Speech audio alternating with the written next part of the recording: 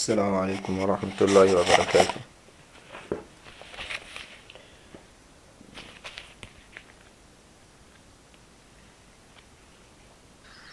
أع- وعليكم السلام ورحمة الله. أعوذ بالله، بسم الله، والصلاة والسلام على رسول الله وعلى آله وأصحابه أجمعين، ومن دعا بدعوته واستنى بسنته إلى يوم الدين، وبعد. السلام عليكم ورحمة الله وبركاته. الحمد لله الذي أحيانا بعدما أماتنا وإليه النشور. ci gaba da karatunmu a cikin wani littafi na buguyatu kulli muslimin min sahihi al'imami muslim. A jiya mun kwana ƙarshen hadithi na 30, wato hadisi ibn abbas, wanda yake bayanin cewa annabi sallallahu alaihi wasallam ya fito daga bandaki bayan ya gama biyan bukatansa, ya fito waje ya yi tsarki, aka aji masa abinci. Annabi sallallahu na so ya ta abinci, aka nuna masa cewa ai baka yi alwala ba. Annabi ya ce ai ba sallah zan yi ba, ballantana ni yi alwala. A yau za mu tashi hadisi na 31, hadisin abi malik al-ash'ari qala rasulullahi sallallahu alaihi wasallama, manzo sallallahu alaihi wasallam yana cewa at-tuhuru, tsarki, yani tsarkin tsabta, shatrul iman, rabin imani ne. Malamai sun yi tawilin at-tuhur din nan, yana iya ɗaukar na zuciya, yana iya ɗaukar na gaban jiki, yani ya zama to tahara qalbiyya, tsarkake zuciya daga duk wayansu datti na munafunci, na kafirci, na hasada da sauransu. To kuma yana ɗaukan ma'ana na gangan jiki, yani mutum ya zamanto da'ima yana cikin tsafta, ya iya tsarkake jikinsa yayin fitsari ko wani abu haka, to hakan rabin imani ne. Walhamdulillah, da faɗin alhamdulillah, tamla'ul mizan, kalmar nan na alhamdulillah tana cika mizani. In mutum ya yawaita alhamdulillah yakan sa mizanin mutum ya yi nauyi, kuma yakan kore talauci daga mutum. Domin manzo sallallahu alaihi wasallam, Allah ya saukar masa da cewa la in shakartum la azidannakum, in kun gode mu bisa ga ni'iman da ne muku, to zan ƙara muku. Ya daga cikin abin da yake ƙara mu bawa yawan ni'ima, sawa'un kasuwanci kake, in ka shiga wajen kasuwancin ka kalli ni'iman da Allah ya maka, kace alhamdulillah. In ka shiga gida kace alhamdulillah, kaga iyalin kace, sai ga Allah yana ƙara albarka da yawaituwan wannan abun. Shine ma'anar la in shakartum la azidannakum. Wa subhanallahi walhamdulillah, faɗin subhanallah kuma da alhamdulillah, tamla'ani, su biyun na suna cikawa, au tamla'u, ko suna cika, wannan rawin yayi shakka, ko kuma tana cika cin. Annabi ya kawo kalmar ne a matsayin musanna kuma mufrad, daga tamla'ani musanna kenan, tamla'u kuma a mufradi. To me suke cikawa? mazalacin ma bainas samawati wal ardi, abinda yake sama da ƙasa.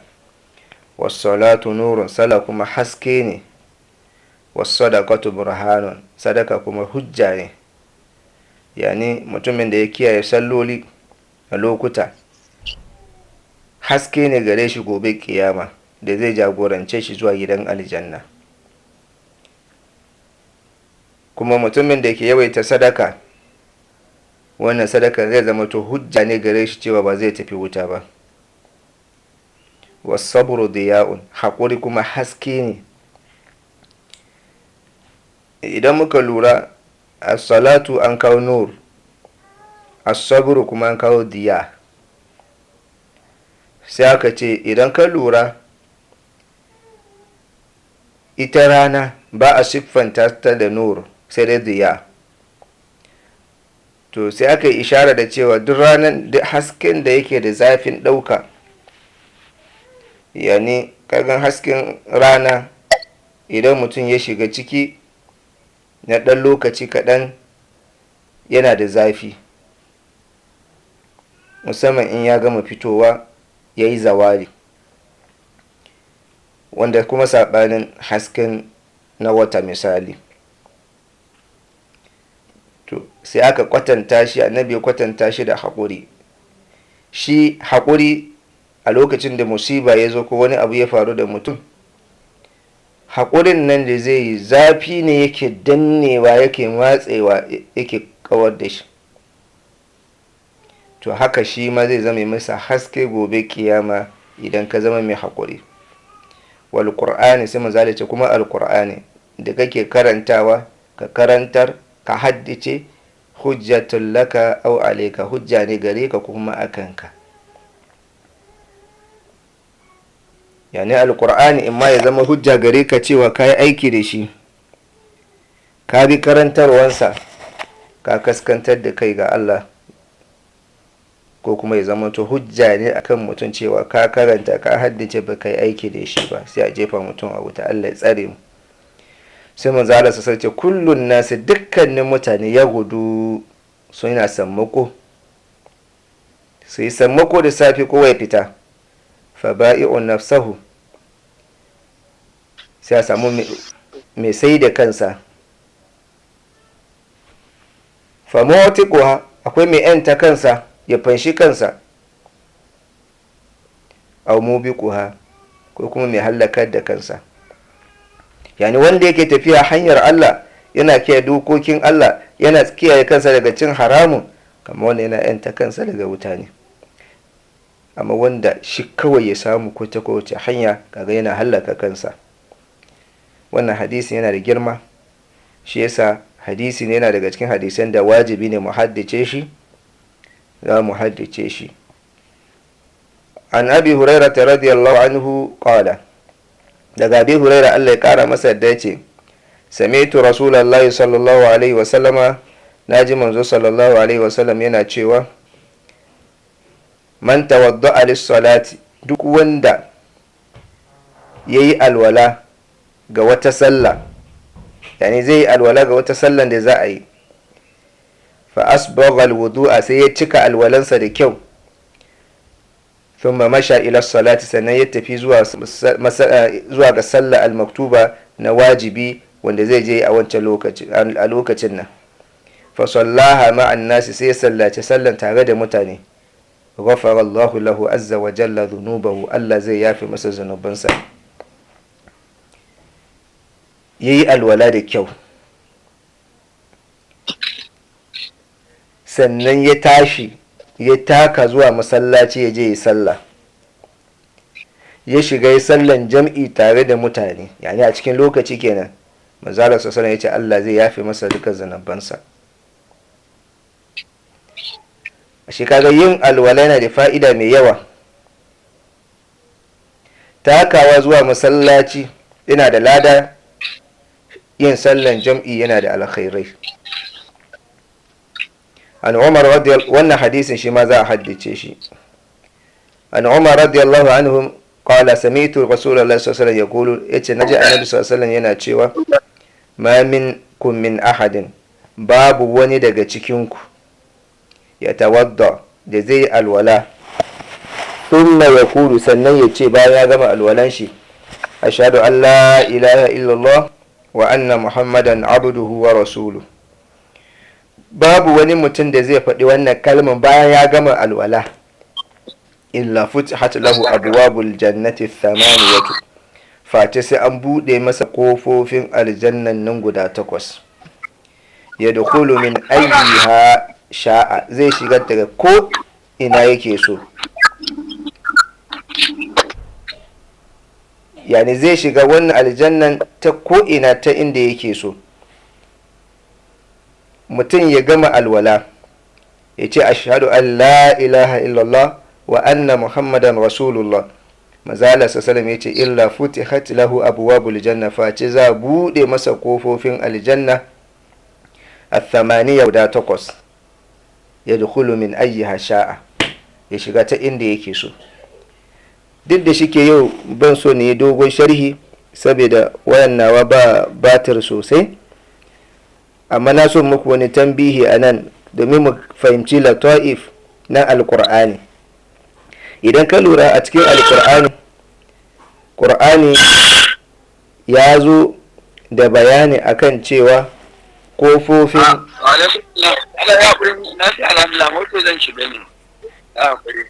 kofofin aljanna guda 7 ne a cikin suratul hijr. Allah yake cewa la sab'atu abwabin li kulli babin minhum juz'un maqsum.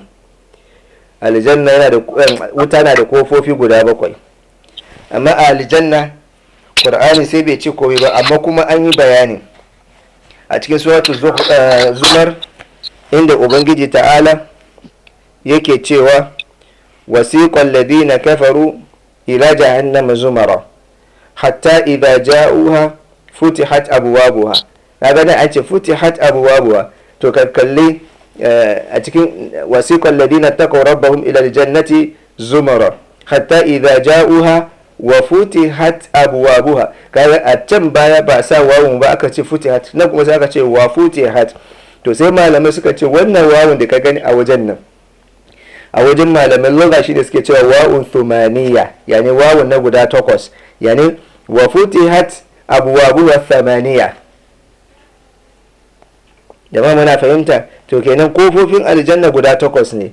to kana idan da alwala kace ashhadu an la ilaha illallah wa anna muhammadar rasulul abduhu wa rasuluhu, za a bude ma bawa dukkan kofofin aljanna na guda 8 ya shiga ta inda yake so.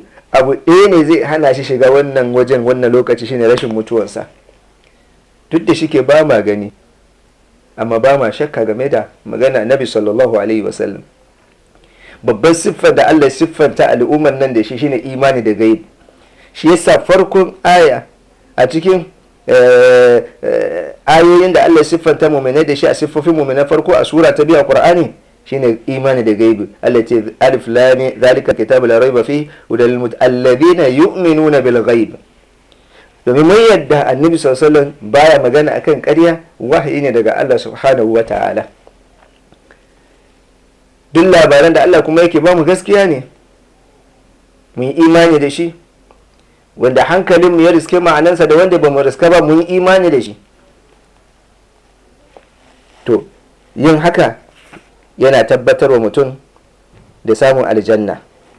jama'a wannan hadisin shi ma hadda ne insha Allah ta'ala.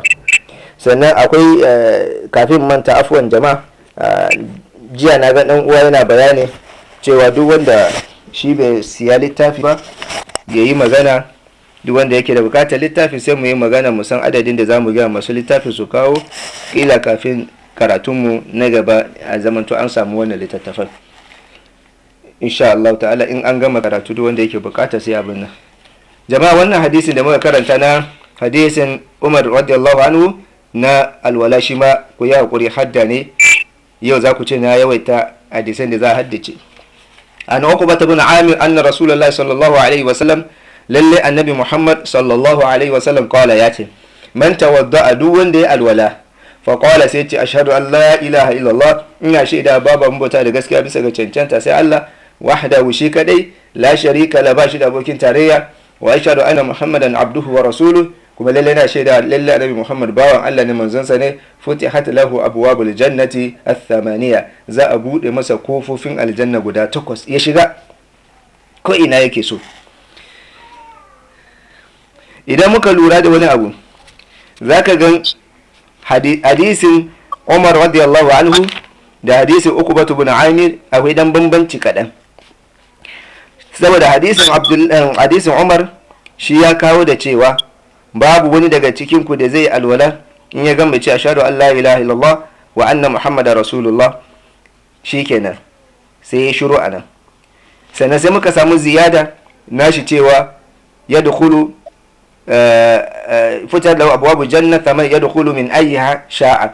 kaga kalmar min ayyiha sha'a babu a cikin riwayan Uqbah ibn Amir, amma riwayan Uqbah ibn Amir shi kuma ya samu ziyada wajen kalmar shahada ta da ya kara da cewa wahdahu la sharika lahu wa ashhadu anna muhammadan abduhu wa rasuluhu.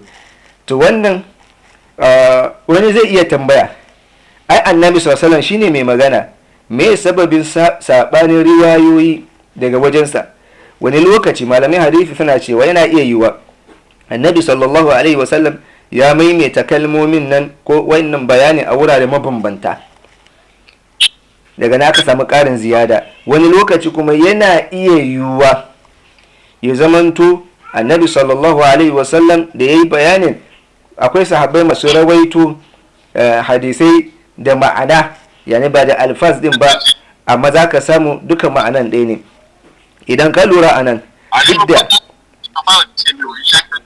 saɓanin wanda bai kashe speaker nashi ba kai manta, saɓanin riwayoyi a nan, duk da shike muna da saɓanin riwayat, amma kuma za ka samu ma'anan guda ɗaya ce, wanda wannan ba zai cutar ba.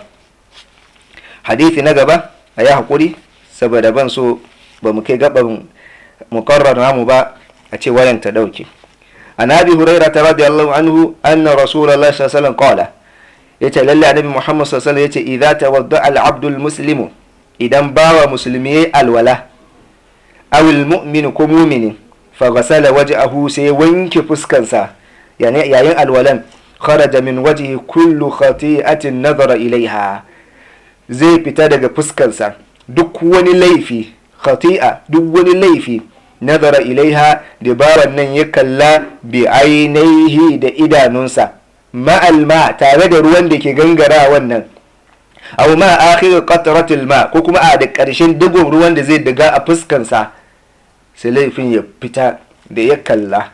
Ka fito ka kalle wannan ta sa wando, ka kalle wancan, ba tare da niyya ba tare da intention naka ba tare da alqasdu ba, sai kai aikata haka. Kai har ma wanda mutum yayi da rauni, yani shaidan ya raya mai ya kalla ta hanyar kuskure, kalla yanzu na za mu fahimci menene fa'idar da yasa Allah ya wajabta muna yin alwala kafin sallah. Me yasa Allah ya wajabta muna sallah? Saboda rahamansa gare mu bai su ya kama mu da wannan ƙananan laifuffukan. Domin mene? Da Allah zai gaggauta muna azaba ga laifuffukan da muke, da yau ba mu. Amma Allah cikin hikimansa da kaddarawansa yana mana da akhiri, ya sake sa mana abubuwan da za su kankare mana zunubai. Fa idza ghasala yadayhi, idan ya wanke hannayensa, kharaja min yadayhi kullu khati'atin kanat batashatha yadahu, sai dukkan wani su laifuffuka da kurakurai wanda ya kasance ya taba da hannayensa sai su fita, ma'al ma tare da ruwan da yake zuba daga hannunsa na auma akhir qatratul ma ko kuma tare da karshen digo ruwan. Fa idza ghasala rijlaihi, idan ya wanke kafafunsa, kharajat kullu khati'atin mashatha rijlahu, duk wani laifin da kafansa ya taka sai ya fita, ma'al ma tare da ruwa, aw ma akhir qatratul ma ko tare da karshen digo ruwa.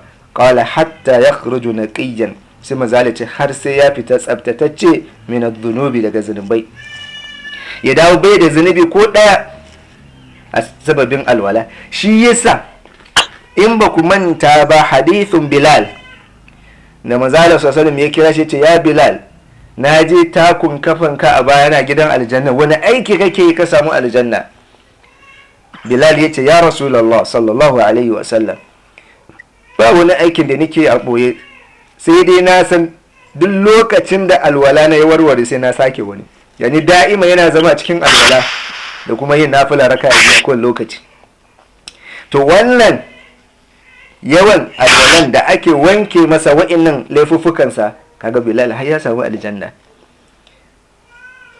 Ka yi alwalanka mai kyau irin na Rasulullah sallallahu alaihi wasallam, ka ce ashhadu an la ilaha illallah wa ashhadu anna muhammadan abduhu wa rasuluhu a riwayan Umar, ko kuma ka ce ashhadu an la ilaha illallah wahdahu la sharika la wa ashhadu anna muhammadan abduhu wa rasuluhu a riwayan Uqbah ibn Amir. Ka kiyaye mun bambanci riwaye kan mu zo jaraba mu ce ya munta. Sai manzo Allah sallallahu alaihi wasallam yace za a wanke masa laifuffukansa, ya dawo bai da laifi, yana tsabtatacce, bai da zanubi ko daya. Allah ka samu a ciki ka ba mu iko. An Umar ibn Khattab radiyallahu anhu anna rajulan, daga Umar da Khattab Allah ya kara masa yadda, lalle wani mutum tawadda yayi alwala fataraka mawdi'a dhufurin, sai ya bar daidai wajen kumba haka ala qarnihi a wajen diddigen sa.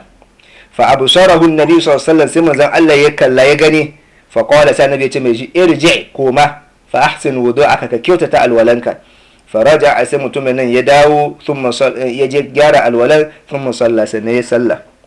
kaga annabi ya ga daidai kumba a wani wajen da bai wanke ba, wanda shine wannan malamin fiqh suka dauki fiqhun kalmar lum'a, cewa wanda ya bar lum'a sai ya je ya gyara shi sannan ya yi sallah. saboda in lum'a yakan kasance ne a wuraren farilla, wanda kuwa bai cika alwalansa ba wurin farilla da kyau ba shi da alwala, in yi sallah ba sallah. an abi hurairah radiyallahu anhu anna nabiy sallallahu alaihi wasallam qala lalla nabiy sallallahu alaihi wasallam anna nabiy sallallahu alaihi wasallam lalla nabiy muhammad sallallahu alaihi wasallam ra'a rajulan, ya ga wani mutum lam yaghsil aqibahu, bai wanke diddigen sa ba, yani yana ta saurin alwala. fa qala sai nabi ce wailun lil aqabi minan nar, azabatu wailun ta tabbata ga duk wani diddige a cikin wuta wanda ba wanke shi alwala da kyau ba. kaga hadisin da muka karanta na Umar bin Khattab da hadisi Abu Huraira sana nuna akan hadarin mutum yake cika alwalansa da kyau. ka gani in ka cika alwalanka da kyau zaka dace da gafara da samun aljanna. in ka cika da kalmar shahada kuma mutum na da dama bude masa kofofin aljanna ya shiga ta inda yake so. sannan kuma wanda yake cika alwalan na da kyau yayi sauri yanda yake so, shi kuma azaba na jiransa. kaga wata rahma na ubangiji, in kai yanda yake so ya baka aljanna, idan ka ki yanda yake so kuma ya fushi da bawa. shi yasa irin wannan aikin ya kamata mu mai da hankalinmu da tunaninmu. wallahi duk yanda muka kai a duniya, duk abin da kake yi zaka rabu da shi. yanzu wala Allah maganan da muke da ku, wannan karatun, wannan sautin shine alakan mu na ƙarshe da ku a duniya. ba abin da zai kubutar da ni ko kai sai wannan ayyukan da muke karantawa.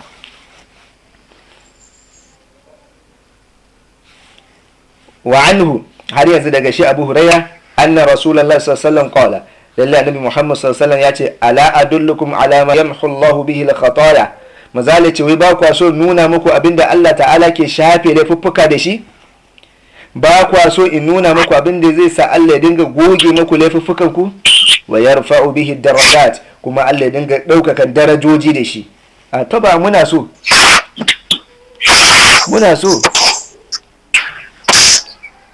qalu bala ya rasulullah, sahabbai suka ce muna so ya ma'aikin Allah. sai mazali ce isbabul wudu'i alal makarihi, ku cika alwala alal makarihi, a wuraren da ake makari da mutum akwai kunci, akwai damuwa. malamai suke fassara shi da cewa lokacin sanyi kaga mutum bai so ya taɓe jikin shi da ruwa, amma kuma ka cika alwalan ka jure. wa kathratul khuta ila al masajid, yawan takawa zuwa masallatai, yani ka tashi daga gidanka ka je masallaci ka yi sallah. wannan takawan da kake yi yana kankare zunubi, ana ɗaukaka darajan ka da shi. wa intizaru salati ba'da salat, da kuma jiran sallah bayan sallah. fa dhalikum ribat, to wannan shine ribati, inji manzo sallallahu alaihi wasallam. in ba ku manta ba a karatunmu na umdatul ahkam mun zo babul jihad, aka yi bayanin ribat, cewa shine mutum ya tsaya yana gadin wani aiki da ake yi fi sabilillah, wanda a irin su aka samu a zamanin nan ma akwai waɗanda aka ayyana su suna irin wannan aiki ta ribati. su da irin su aikin yan agaji, aikin yan hizba, duka suna kusa da ribat. ya ga mutum ya tsaya yana gadin kayan mutane, su suna wasu ibadu daban, shi ya tsaye da kan sha wannan wajen. wallahi in sun inganta niyya, wanda muna masu kyakkyawan zato cewa niyoyinsu masu kyau ne, wallahi ba karamin lada ne a wajen Allah subhanahu wa ta'ala ba.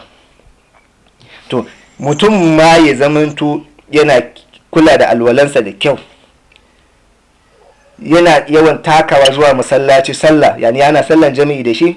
sannan in an idar da sallah in bai da wani uzuri mai karfi yakan zauna a masallaci ba abin da ya zauna da shi sai dai jiran sallah na gaba ya dinga ambatan Allah ko karatun Qur'ani ko na yawan nafilfili. Sai manzo Allah sallallahu alaihi wasallam ya ce to wannan yana kankare zunubai, yana ɗaukaka darajarsa a cikin gidan aljanna. Allahu akbar. Jama'a aiki ne fa guda uku. Yin alwalanka da kyau, yawan tafiya zuwa masallatai, jiran sallah. Manzo Allah ce wannan shine ribati, yani kamar ka tsare kanka ne a wajen jihadi. Kana nan wallahi sai ka gan wannan aikin guda ukun jama'a, alwala mai kyau, yawan takawa zuwa masallaci, jiran sallah, shine cikakken yamma yadda nake faɗa kullum mining da za ka yi. Kana wannan mining kana daga darajanka, amma wannan mining da ake yi na yani rikitar da manufan matashi da zaunar da shi har ya mutu a rashin sani, kuma a nisanta shi daga hanyar ubangijinsa. Wa an buraida radiyallahu anhu anna nabiyya sallallahu alaihi wa sallama, cewa lalla nabi Muhammad sallallahu salla salawati yawm al-fath, annabi ya sallaci salloli a ranar fatihul makka bi wudu'in wahidin da alwala daya. Wa masaha ala khuffihi, annabi sai ya shafa akan khuffinsa, yani bai cire khuffin fa. Fa qala lahu Umar, sai Umar ya ce da shi laqad sana'ta al-yawma shay'an, yau ka aikata wani abu ya manzo Allah sallallahu alaihi wasallam lam takun tasna'uhu, wanda baka yin shi a da. Qala amdan sana'atuhu ya Umar, sai annabi sallallahu alaihi wasallam ya ce da gangani. Yani dukkan sallolin nan annabi sallallahu alaihi wasallam ya sallace su da alwala daya. Kagan anan sahabbai sun fahimci cewa duk lokacin sallah in yayi annabi sallallahu alaihi wasallam yakan yi alwala domin sallah. Amma sai gashi an zo wannan sallolin annabi da alwala daya yayi, sannan ya shafa sa kan kufi. Sai Umar yana mamaki, sai ce ya rasu da kaga yau kaga sahabbai suna lura da aikin annabi sallallahu alaihi wasallam, yau ka aikata wani abu ne da ba ka yi. Sai manzo Allah ya ce ai da gangani. Me yasa? Domin ya nuna musu cewa idan kana da alwalanka bai warware ba, babu laifi zaka iya sallolinka da su. Amma idan alwalan ya warware suka, amma to ya hukuncin kamar yadda annabi sallallahu alaihi wasallam ya fi yawan yi shine yana da alwalan bai warware ba, amma kuma in sallah zai sake alwala, wanda shine sahabbai suka sani tare da shi, wanda shine tajdidin wudu. A nan ne malaman fiqh suke fito da ka'ida cewa ko da kana da alwala yana da kyau ka yi tajdidi, ka sake sabanta shi saboda yawan lada, yawan falala. An Abi Hurairah radiyallahu anhu anna Nabiy sallallahu alaihi wasallam qala, annabi sallallahu alaihi wasallam idza istayqadha ahadukum min nawmihi. Jama'a, wannan hadithin da zamu karanta yana da muhimmanci mu karanta shi, mu haddace shi. Sai yana daga cikin hadisin da zamu haddace a yau. In ka zauna ka yadda yaranka kanana da manyan abokanka, yan uwanka duka nuna musu me annabi sallallahu alaihi wasallam yace idza stayqadha ahadukum min nawmihi, idan ɗayan ku ya farka daga baccinsa, sawawun ya farka cikin dare, sawawun ya farka lokacin sallan asuba, fala yaghmis yadahu fil ina, kada ya tsoma hannunsa cikin abun ruwa, sawawun bokiti ko bambun ruwa, hatta ya gasilha salasan, har sai ya wanke hannun sau uku tukun. Me yasa ya rasulullah? Fa innahu la yadri aina batat yadu, domin bai san a ina ne hannunsa ya kwana ba. Lokacin da kai bacci baka san inda hannunka ya fada ba, la'alla ma ka tabi al'auran shi, wala Allah ma hannunka ya tabi wani abu na najasa, wala Allah ma wani abu ya bi ta hannunka ya wuce, wanda in ka sa wannan abun a cikin ruwa sai zama maka illa. Ka dubi yanda manzo Allah sallallahu alaihi wasallam yake kula mana da janibin lafiyar mu, janibin ibadan mu, janibin hankalin mu. To kagan duk da cikin malamai sun tattauna akan idan staiqadha ahadukum min nawmihi, shin ma baccin rana zai shiga ko ba zai shiga ba. Wasu suna ganin cewa nawm mutlaq, sawawu na rana sawawu na dare, wasu kuma suna ganin na daren shine kawai. Amma ala ayi halin da mutum ya dauki kawai mutlaqin, duk lokacin da kai bacci mai nauyi ka farka sai ka fara wanke hannayenka, saboda illan da yasa aka ce ka wanke hannu shine fani annabi sallallahu alaihi wasallam yace fa innahu la yadri aina batat yadu, domin shi bai san aina hannunsa ya kwana ba. To kaga haka shi ma wanda yayi bacci da daddare da rana ma in baccin na da nauyi yana iya yi wa ya tabe wani abu bai san ya taba ba. jama'a wannan shine karshen karatunmu na yau insha Allahu ta'ala. Abinda muka karanta daidai a tarayya da mu cikin lada. Assalamu alaikum, ayi hakuri.